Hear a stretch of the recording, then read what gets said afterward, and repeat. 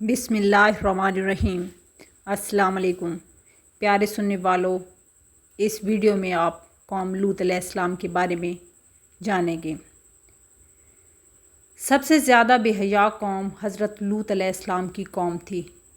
ये औरतों को छोड़कर मर्दों में दिलचस्पी रखते थे।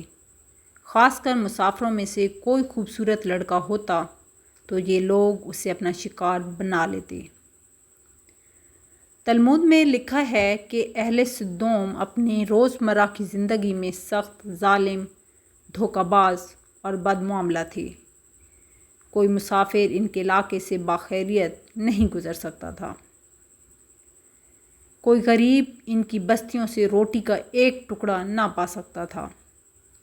कई मरतबा ऐसा होता था कि बाहर का आदमी इनके इलाके में पहुंचकर फाकों से मर जाता था और ये लोग इनके कपड़े उतार कर इनकी लाश को बरहना दफन कर देते थे।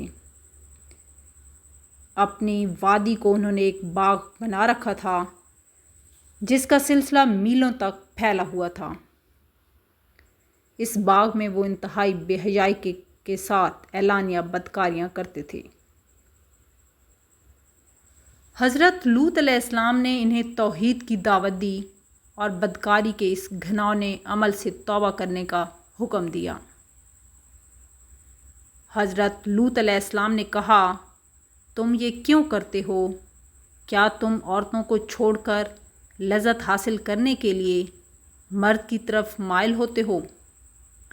हकीकत ये है कि तुम अहमक लोग हो। तो फिर हज़रत लूत अहले सदोम को दिन रात वाज़ो नसीहत किया करते थे,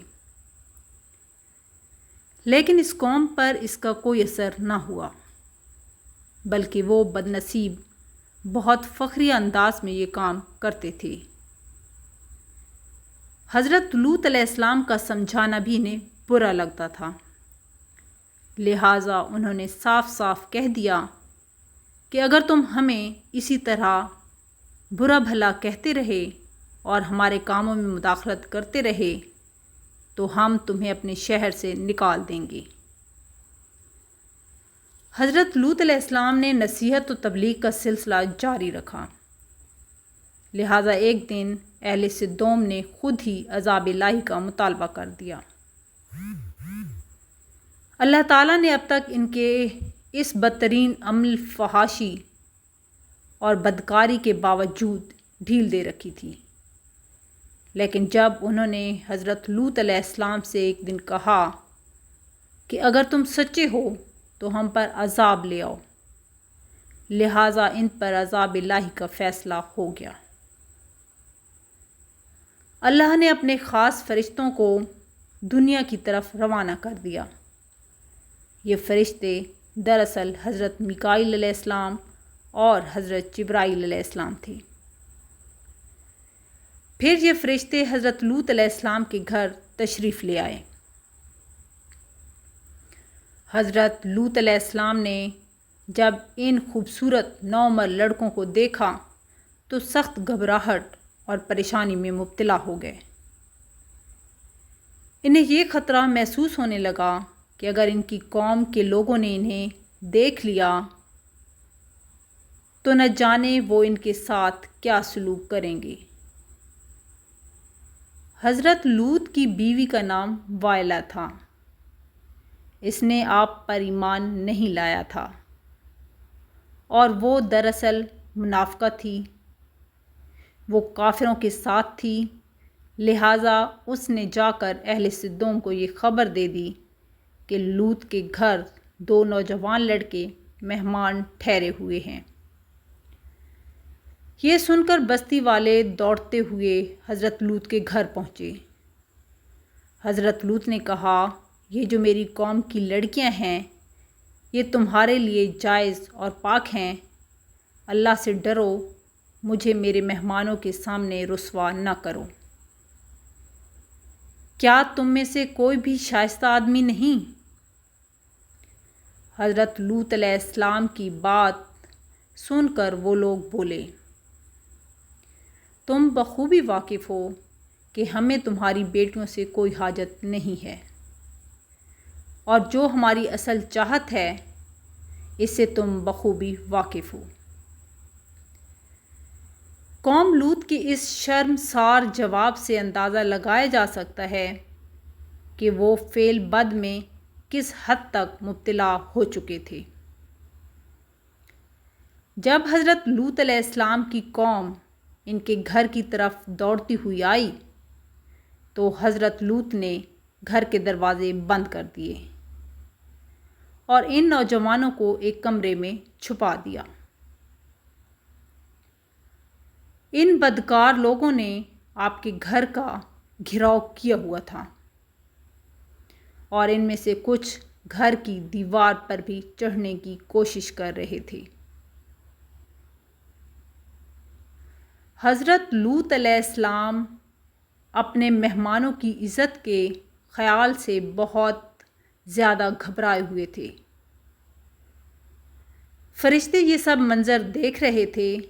جب انہوں نے حضرت لوط علیہ السلام کی بے بسی اور پریشانی کا یہ عالم دیکھا تو حقیقت سے پردہ اٹھاتے ہوئے یوں فرمایا: اے لوط علیہ السلام، ہم تمہارے رب کے بھیجے ہوئے فرشتے ہیں، یہ لوگ ہرگز تم تک نہیں پہنچ سکیں گے۔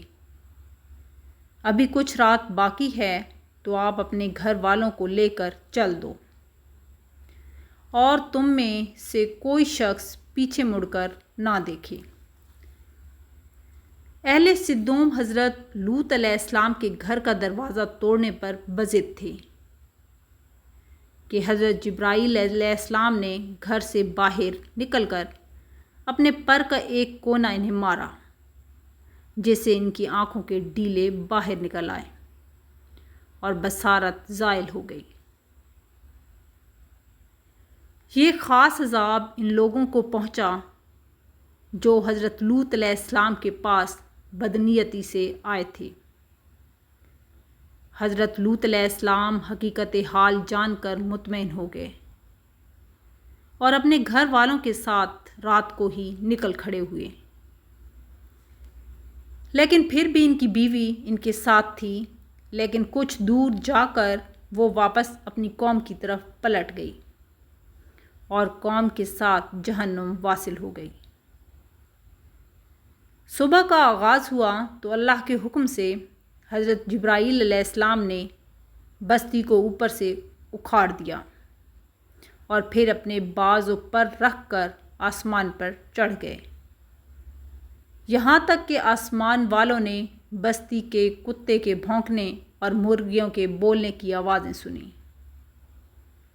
پھر اس بستی کو زمین پر دے مارا، جس کے بعد ان پر پتھروں کی بارش ہوئی۔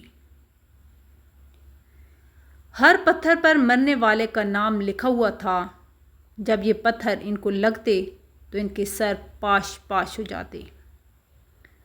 صبح سویرے شروع ہونے والا یہ عذاب اشراق تک پوری بستی کو نیست و نابود کر چکا تھا۔ قوم لوط کی اس خوبصورت بستیوں کو اللہ نے ایک انتہائی بدبودار اور سیاہ جیل میں تبدیل کر دیا تھا، جس کے پانی سے رہتی دنیا تک کوئی فائدہ نہیں اٹھایا جا سکتا۔ سمندر کے اس حصے میں کوئی جاندار، مچھلی، مینڈک وغیرہ زندہ نہیں رہ سکتے، اس لیے اسے ڈیڈ سی یعنی بحر مردار کہا جاتا ہے، جو اسرائیل اور اردن کے درمیان واقع ہے۔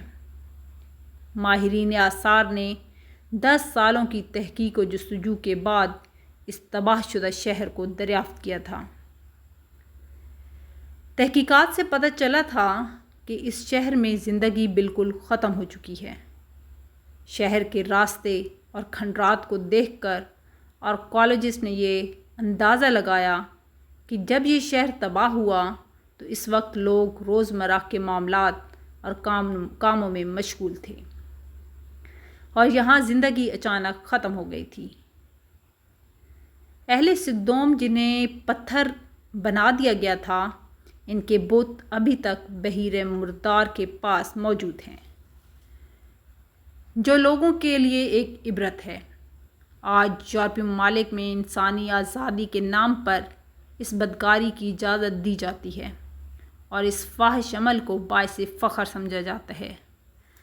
روایتوں کے مطابق ایک مرتبہ حضرت سلیمان علیہ السلام نے شیطان سے پوچھا کہ اللہ کے نزدیک سب سے بدترین عمل کیا ہے؟ ابلیس بولا، جب مرد مرد سے بدفعلی کرے اور عورت عورت سے خواہش پوری کرے، اور مجھے شرم آتی ہے یہ کہتے ہوئے کہ آج ہمارے معاشرے میں یہی سب چل رہا ہے، بلکہ اس قبیح کام کو قانون کی سرپرستی حاصل ہے۔ آخر میں دعا ہے کہ اللہ ہماری دنیاوی اور اخروی زندگی کو بہتر بنانے کی عقل و عمل عطا فرمائے۔ پیارے سننے والوں، اگر آپ کو یہ کہانی پسند آئی ہے تو اس کو لائک کریں، شیئر کریں، اور چینل پہ نئے ہیں تو چینل کو سبسکرائب ضرور کیجیے گا۔ دعاؤں میں یاد رکھیے گا۔ ملتے ہیں نیکسٹ ویڈیو میں، تب تک اللہ حافظ۔